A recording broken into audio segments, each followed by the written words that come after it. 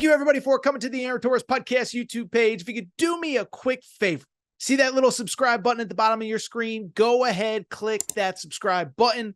Really does help our channel grow, our audience grow, and I really do appreciate it more than you know. So click that subscribe button. Appreciate your support. Now, here's the video that you came here for. Gonna be back. So here's the bottom line. It's about 2 a.m. Eastern time on Sunday night, Saturday night into Sunday. Just did 3 hours on Fox Sports Radio, but I had to get you some quick reaction to the wild game in Tuscaloosa. Oh my goodness, what a game. Alabama wins 41-34. They beat Georgia. A classic, a thriller, a crazy game, a weird game. We're going to break it down from every single angle. But if I have one big takeaway from this game, it is very simply this. Just when you thought, if you're an SEC school, if you're an SEC fan of one of these other 15 schools, just when you thought the dynasty might be dead, Alabama, it might be finally time to overtake them. Turns out Alabama ain't going anywhere. Kalen DeBoer ain't going anywhere. And this program, all of a sudden, you look now, they are very much an SEC title contender. If you can win the SEC, you can compete for a national championship. And again, anybody that thought the dynasty was dead just because Nick Saban was gone, hate to tell it to you, it ain't going to be pretty for you these next couple years because Kalen DeBoer and this Crimson Tide program ain't going anywhere. Let's go ahead and dive in this game. This was one of the wildest games, certainly one of the wildest finishes, but I just think how the game played out was just insanity, okay? Alabama jumps out to that 28-0 lead. Listen, I picked Alabama to win, but they were so good and so dominant early that you just sat there. It can't be this easy. They're unbelievable. They haven't missed a beat. Georgia can't figure them out. What the heck is going on? 28-0 lead. They get the safety right before the half. They're up 30-7 going into halftime. And you said, oh my God, this is a bloodbath. Is this going to be even if you thought Bama was going to win, is this going to be a blowout? Is this going to be an embarrassment? What does it mean for the bigger picture, college football, whatever? Then the second half starts, and it's weird because, Alabama by no means, I don't believe, let their foot off the gas. But all of a sudden you look up, Georgia scores a touchdown. Georgia scores a touchdown here midway through the third quarter. Okay, you don't think much of it. Alabama kicks a field goal. They're up 33-15. Don't think much of it. Alabama's in control. Alabama's going to win. Alabama's going to this. Alabama's going to that. Then Georgia scores a touchdown. Then Georgia scores another touchdown. Then Georgia all of a sudden scores a third touchdown. They take the lead. They go for two to make it a 3-point game. They don't get it. But a 33-15 lead with 10 minutes to go in the game is all of a sudden a 34-33 deficit with right around 2 minutes to go. It's about 2:31 as a matter of fact. And it was a crazy game because you never felt like Georgia was the better team or in control of the game. And all of a sudden they had a lead with a minute to go. Well, from there we know what happened. Jalen Milroe drops back. Jalen Milroe throws it up. Ryan Williams comes down with it. He does like 2 or 3 jukes and twists and turns and whatever.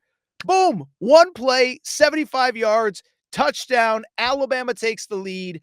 And then Zabian Brown, another true freshman. You talk about the class of 2024 coming up big time. Zabian Brown, Georgia's driving. He gets the pick to seal the victory. Alabama wins 41-34. When I think about this game, so many things come to mind. First of all, let's just give credit to a young man that I just think deserves so much credit. Jalen Milroe, right? I mean, we remember what Alabama was like at this time last year. Couldn't figure out the quarterback situation. They bench him against South Florida. We know what that was really about. But he comes back, leads Alabama to an SEC title. But you kind of sit there and say, okay, what is the ceiling for this team with this guy in charge?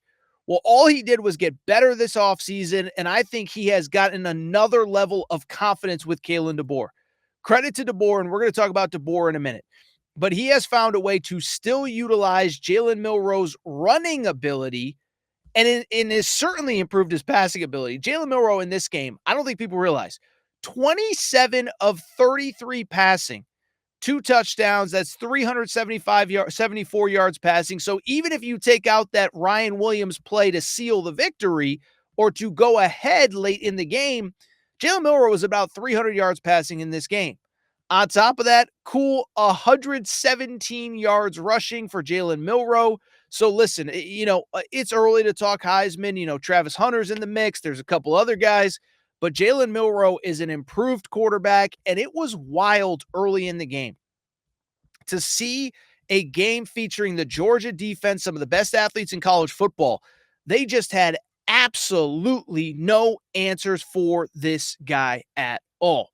Speaking of having no answers, I mean, can we talk about Ryan Williams for a second? Like, is Ryan Williams the best wide receiver in college football? That sounds like hyperbole. He probably isn't, whatever. This isn't the time to discuss who is and who is not. This guy certainly comes up big in the biggest moments, though, okay? You go back to the Western Kentucky game a few weeks ago. It's 21-16 in the fourth quarter. You're trying to figure out what's going on. Is Alabama going to survive? That was the game where the O-line was banged up. Boom, Ryan Williams, 43-yard touchdown catch to basically put that game away. Against Wisconsin 2 weeks ago, obviously, Alabama's coming off the bye. Ryan Williams, in that game, 31-yard touchdown pass, give Alabama the lead, a lead that they would never give up in that game. And then that unbelievable 75-yard touchdown catch. I mean, just unbelievable from Ryan Williams.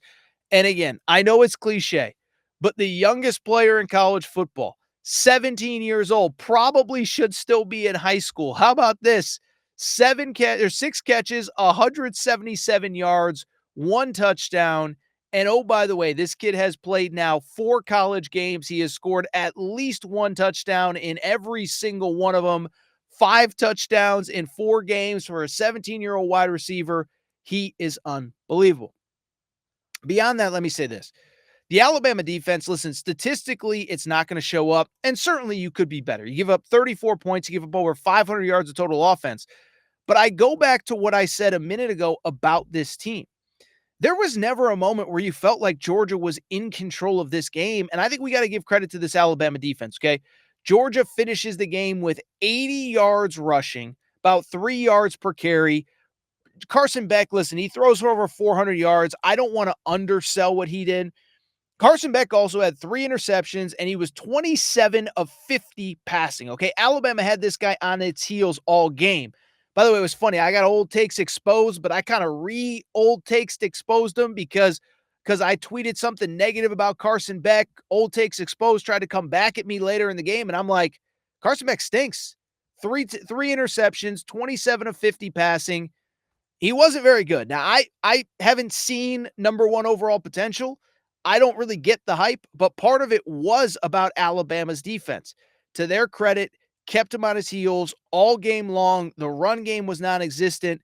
And you look at this Alabama win, it was a complete effort. Not a perfect effort. You would have liked to put them away and keep them put away, but you find a way to win against the number 3 team in the country. And it's so crazy, man. I've been talking to my buddy Ryan Fowler about this forever, but it's like, what happens if Alabama wins this game?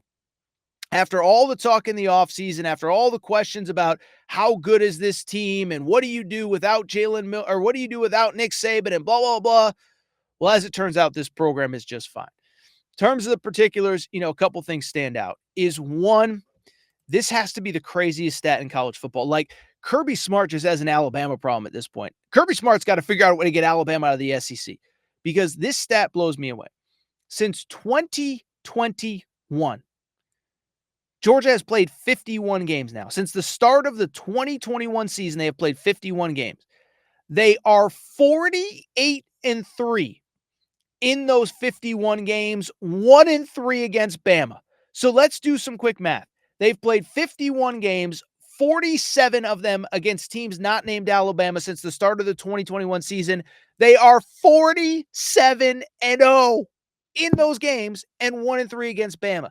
And this just felt like, I know it was on the road. I know it was Tuscaloosa, but this was supposed to be the year. It's your time. It's your moment. It's your league.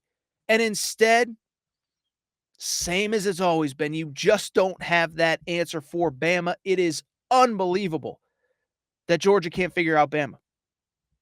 Finally, let me just say this. Listen, I've been a Kalen DeBoer guy. I'm not going to claim I've been a Kalen DeBoer guy forever.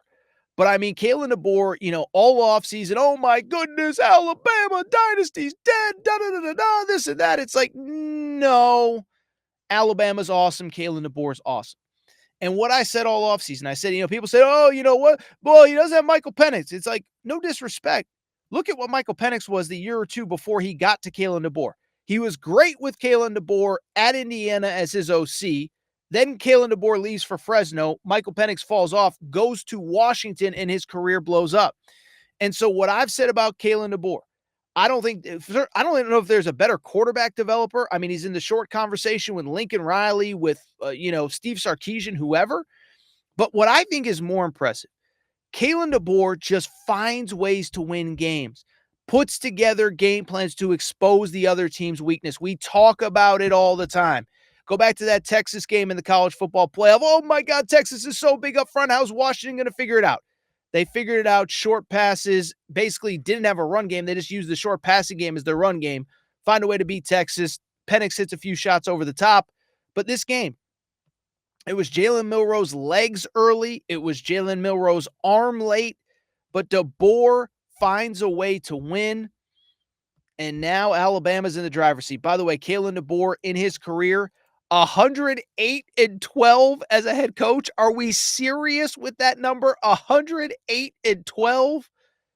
108-12 is Kalen DeBoer's record. And it's worth noting, by the way, 6-0 now against Steve Sarkisian, Dan Lanning, and Kirby Smart. 3-0 against Dan Lanning, 2-0 against Sark, 1-0 against Kirby Smart. So against the best of the best, he is 6-0. And I would just add, you start looking at this team, you start looking at this program, and it's crazy. You had the GOAT in Nick Saban, and now you hand the baton off to one of the 2 or 3 best coaches in college football.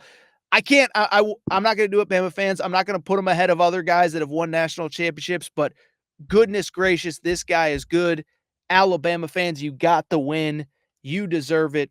Congratulations. Tell you what, I'm going to get out of here because it's late, but it's early as you guys are watching. Do me a quick favor. If you're an Alabama fan, if you're on social media, make sure to follow our Torres on Bama Twitter page. Also, we will have more reactions Sunday night, Aaron Torres pod, 7 Eastern, 6 Central on this YouTube channel. Make sure